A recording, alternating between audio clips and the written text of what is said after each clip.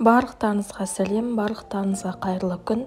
Менің каналыма қош келдіңіздер. Бүгін біз үй жағдайында үй кеспесін дайындайтын боламыз. Ең алдымен қазанымызды қыздырып, майымызды құйып, етімізді салып, жақсылап қуырып аламыз. Оның үстіне дайын болған пиязымызды салып, тағы қуырамыз. Оның үстіне сәбізімізді, өзімізге керекті көкөністерді кезегімен салып, барлығын 2-3 минут аралығында қуырып аламыз.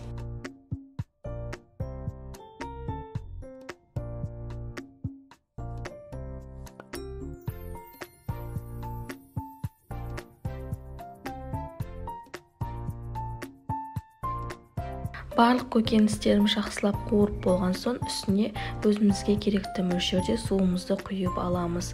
Суымызды құйып болған соң, ішіндегі етіміз, көкөністеріміз піскенше қамырымызды илеп дайындаймыз.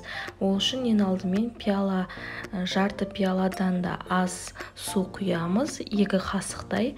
Оның үстіне тұзымызды салып, жақсылап араластырып, оның үстіне бір жұмыртқамызды жарып салып, жақсылап қамырымызды қолға жабыспайтындай етіп илеп аламыз.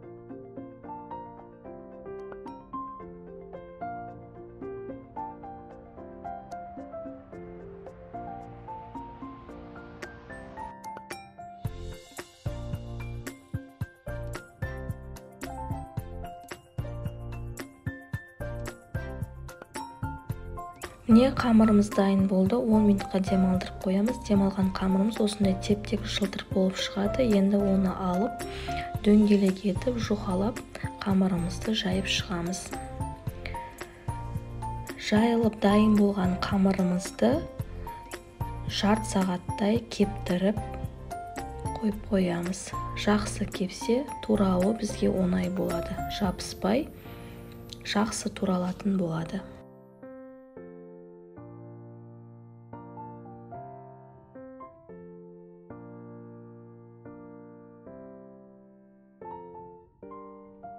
Видеода көріп тұрғандай дайын болған қамырымызды ораймыз, болмаса оқтайдың көмегімен орап, ортасынан бөліп кесіп аламыз.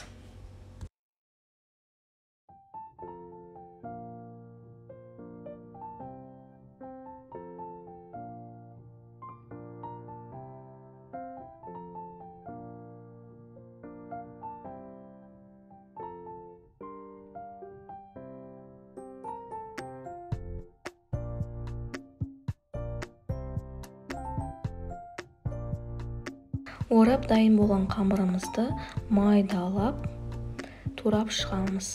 Турап болған соң қолдың көмегімен арасын ашып араластырып, жайып қоямыз.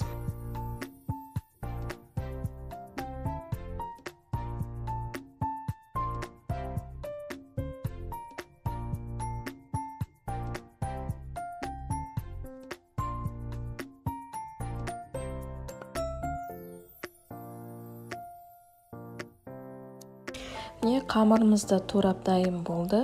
Сорпамызда қайнап, ішіндегі барлық заттарымыз пісті. Дәміне қарай тұз саламыз. Мен тұз салған жоқпын. Мендегі қойдың еті тұздалған болатын.